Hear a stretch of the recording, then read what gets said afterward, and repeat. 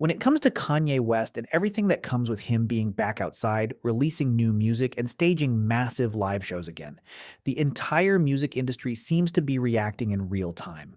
There's a growing sense of tension building around every move he makes, and depending on who you ask, it's either the most exciting resurgence in hip hop right now or a complete disruption of how the industry normally operates. What cannot be denied is that Kanye has once again positioned himself at the center of the conversation, and that alone is enough to make labels, executives, and even other artists pay close attention to what's unfolding. Right now, there is a noticeable frustration coming from within the industry. After years of controversies, business separations, and public fallout with major corporate partners, many believed Kanye West had been pushed out of the mainstream system entirely. The expectation from a lot of executives was that his influence would slowly fade, that his releases would become smaller, and that his live presence would no longer command the kind of attention it once did. But instead, what's happening is almost the opposite. Kanye is not only still relevant, but he's managing to mobilize massive audiences, sell out stadiums, and generate global attention without relying on the traditional promotional systems most artists depend on. This frustration becomes even more intense when you look at what he's accomplishing with live performances. His recent stadium show in Los Angeles at SoFi Stadium is being discussed as one of the most significant hip hop events in recent memory, not just because of the size of the crowd, but because of how it was executed. Instead of following the standard arena setup where the stage sits at one end and large portions of seating are blocked off, Kanye designed the stage in a way that maximized the entire venue. Every seat was used, and the audience was placed around a central structure that made the show feel immersive rather than distant. Visually, the production was on another level. The lighting design, the stage architecture, and the atmosphere created an almost surreal environment that made it feel less like a concert and more like a curated experience. People who attended or watched clips online described it as being transported into another world, which is something Kanye has consistently tried to achieve throughout different eras of his career. Even compared to previous ambitious setups like the Donda listening events, this felt like another evolution of his live performance vision. What makes this even more impactful is the fact that Kanye is performing from a catalog that spans multiple generations of hip hop and pop culture. During the show, he moved through different eras of his music, revisiting older classics while also introducing newer material. The setlist itself functioned like a timeline of his career, reinforcing the idea that very few artists in music history have maintained this level of cultural dominance for this long. Whether people agree with him personally or not, the sheer scope of his discography is difficult to challenge. At certain moments, Kanye wasn't even performing in the traditional sense. Instead, he would stand and let the crowd carry the energy while he absorbed the reaction.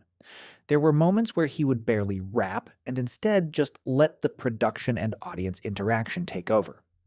Even interruptions, like when he briefly cut his microphone, became part of the spectacle, later revealed to be moments where he was adjusting production elements rather than anything chaotic. It all contributed to the unpredictable but highly curated nature of the experience. Naturally, moments like this are exactly what intensify industry conversations around him. On one side, there's admiration for his ability to still command this level of attention independently. On the other, there is concern from business executives who have spent years building systems that rely on control, structure, and predictability.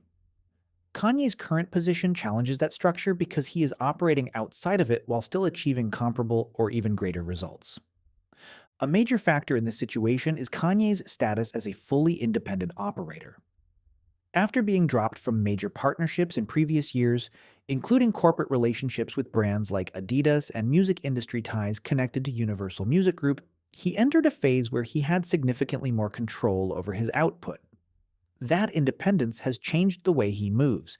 Instead of having to negotiate every release through layers of corporate approval, he now has the ability to act more directly, choosing collaborators and shaping projects with far fewer restrictions.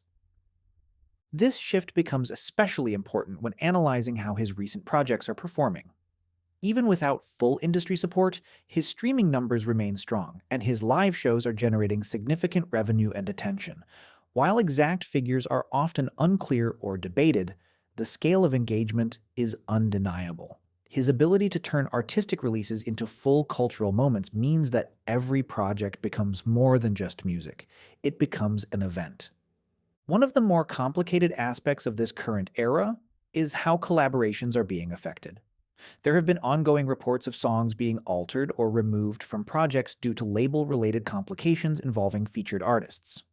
In some cases, verses or contributions from collaborators have been adjusted or replaced, not necessarily because of creative differences, but because of business level decisions made by their respective labels. This has created tension around how music is cleared, distributed, and maintained in real time. A notable example involves the track Circles, which uses a well known sample and initially featured contributions from Don Toliver. In its updated form, those contributions were changed, reportedly due to label clearance issues rather than personal conflict between the artists. This situation highlights a broader issue in the industry where label relationships can directly impact creative output, sometimes even after a song has already been completed. Don Toliver's involvement in this situation became a focal point because of how it played out publicly. While rumors initially suggested tension between him and Kanye, it later became clearer that the issue was related to label decisions rather than interpersonal conflict.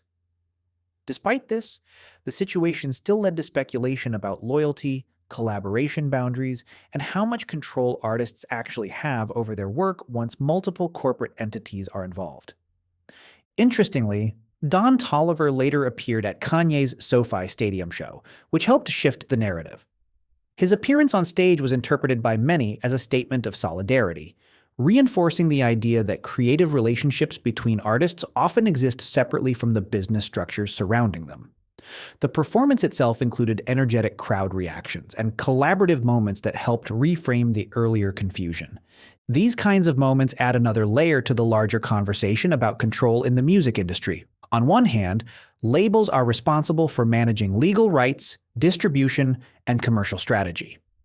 On the other hand, artists like Kanye are increasingly demonstrating that creative influence and audience connection can sometimes outweigh traditional corporate control. This tension is becoming one of the defining features of modern music culture. Another important aspect of this situation is how other artists connected to Kanye are navigating similar dynamics. Figures like Travis Scott are often mentioned in the same discussions because of their collaborations and shared creative spaces. As more artists work across overlapping networks, labels are forced to manage increasingly complex relationships where loyalty, branding, and contractual obligations can sometimes conflict. Despite all of this, Kanye's influence continues to grow in unexpected ways. His ability to generate conversation, whether through music releases, live performances, or industry disputes, keeps him at the center of cultural attention. Even when controversies arise, they often contribute to the visibility of his projects rather than diminishing it. This paradox is part of what makes his position so unique within the industry. At the same time, there is an ongoing debate about what his success represents. Some view it as proof that independent artistic control can work at the highest level. Others see it as an exception rather than a model that can be easily replicated. Regardless of perspective, it is clear that his current trajectory is forcing the industry to reconsider how power, ownership, and creative control are distributed. Ultimately, what is happening right now is bigger than a single album or tour. It represents a broader shift in how music is being created, released, and experienced. Kanye West, whether intentionally or not, is once again at the center of that shift, and as long as he continues to operate at this level, the conversation around him is unlikely to slow down anytime soon. What makes the current situation around Kanye West so unusual is just how much it exposes the deeper mechanics of the music industry in real time. It's not just about music anymore, or even about celebrity moments. It has become a broader discussion about control, ownership, and how much freedom an artist actually has when multiple corporate systems are involved in their work. And in Kanye's case, the contradictions are becoming more visible the more independent he becomes. On one hand, operating as a free agent has given Kanye a level of creative control that most artists never reach. He is no longer fully bound by the traditional label structure that dictates release schedules, clears features, or controls marketing rollouts. That independence has allowed him to move faster, experiment more freely, and design large-scale projects without needing approval from every layer of the industry. But, on the other hand, That same independence has created new friction points, especially when collaborators are still tied to major labels. This is where things get complicated, because the industry doesn't just react to Kanye himself anymore, it reacts to anyone working around him. There is a growing perception that simply being associated with Kanye introduces what executives would call brand risk. That doesn't necessarily mean controversy in the public sense alone, but rather unpredictability in business terms. When labels see uncertainty in clearance, revenue sharing, or long term positioning, they tend to act defensively, and that is where conflicts begin to form. A key example of this tension can be seen in situations involving high profile collaborators. There have been multiple instances where features, verses, or even entire contributions have been altered or removed from projects connected to Kanye.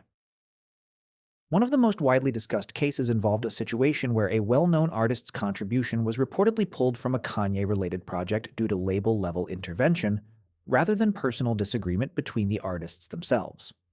These types of decisions are rarely creative. They are structural, and they highlight how much power labels still hold behind the scenes. The industry's control over music doesn't stop at who appears on a track.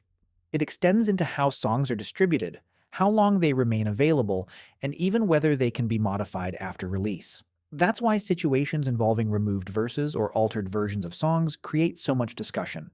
In many cases, fans assume conflict between artists when in reality the issue is often contractual and corporate. The music may be collaborative, but the rights surrounding it are divided across multiple stakeholders. What makes Kanye's situation different is that he is now operating outside many of those traditional constraints, which shifts the balance of power. When he releases music or organizes live events, he is not doing it through the same channels that most major artists rely on.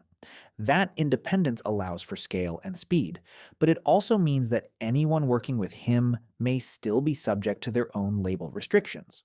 This mismatch is where a lot of the recent complications originate.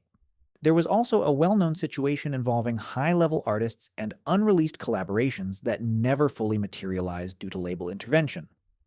Reports circulated about verses being recorded and intended for inclusion on projects, only for those contributions to be removed or retracted before release. In some cases, the artists involved were willing, but their labels were not. This illustrates a recurring theme in the industry. The artist's intention does not always equal final control. Even outside of specific collaborations, there is a broader pattern forming. Songs have been adjusted, cleared features have been delayed, and in some cases, entire tracks have been removed from streaming platforms after release. These actions are rarely random. They are typically the result of legal negotiations, publishing rights, or disputes between different corporate entities that all have partial ownership over the same piece of music. More recently, attention has shifted toward how artists like Don Toliver are navigating this environment while being connected to both Kanye and major label structures. In certain cases, his involvement in Kanye-related projects has reportedly led to internal discussions at the label level about how his music should be managed going forward. These discussions are not necessarily public-facing, but they influence how releases are handled behind closed doors. The tension escalates further when considering the broader network of artists connected through shared collaborations. Figures like Travis Scott, who operate at a high commercial level while also maintaining creative relationships with Kanye, add another layer of complexity. As more artists work across overlapping ecosystems, labels are forced to manage increasingly interconnected relationships where one decision can ripple across multiple projects and contracts. Despite all of this, Kanye continues to operate at a scale that keeps him central to the industry conversation. His ability to sell out stadiums, generate global attention, and dominate cultural discussion ensures that he remains relevant regardless of label support. In many ways, his career has become a case study in how far an artist can go outside traditional systems while still maintaining mainstream impact. However, the real underlying issue is not just visibility, it is control. Control over masters, control over distribution, control over creative output, and control over revenue flow. These are the areas where Kanye's current model directly challenges how the industry has traditionally operated. When an artist demonstrates that they can succeed without relying on those systems in the same way, It naturally creates tension with the institutions that built those systems. At the same time, the industry is not entirely uniform in its response. Some entities continue to engage with Kanye's projects when it benefits them commercially, even if there is public distance or caution elsewhere.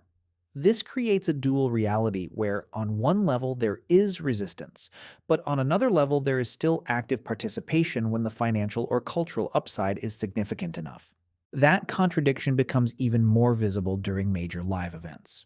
Stadium performances, festival appearances, and large scale productions still draw in massive audiences, which makes it difficult for the industry to fully disengage. Even when there are reputational concerns, the economic impact of Kanye's audience reach remains undeniable. What emerges from all of this is a broader shift in how power is distributed in music. The traditional model relied heavily on labels acting as gatekeepers for production, distribution, and promotion.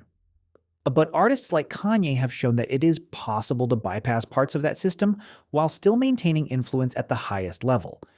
That doesn't mean the system disappears, but it does mean its control becomes less absolute. This shift also raises questions about what comes next for other artists watching from the outside. If independence at this scale is possible, even with complications, then it changes how future artists might approach contracts, ownership, and collaboration. It also forces labels to rethink how they structure agreements, especially when artists operate across multiple overlapping creative networks. Ultimately, what is happening around Kanye is not just about one artist's career trajectory, it is a reflection of a larger transition happening within the music industry itself. There is a constant negotiation between control and freedom, structure and independence, corporate systems, and individual creativity. And Kanye, whether intentionally or not, is sitting directly at the center of that negotiation. As the industry continues to respond, adapt, and sometimes resist, one thing remains consistent. Kanye's ability to generate attention and reshape conversations has not diminished. If anything, it has evolved into something even more complex, where every release, performance, or collaboration becomes part of a larger discussion about how music itself is built, owned, and experienced in the modern era.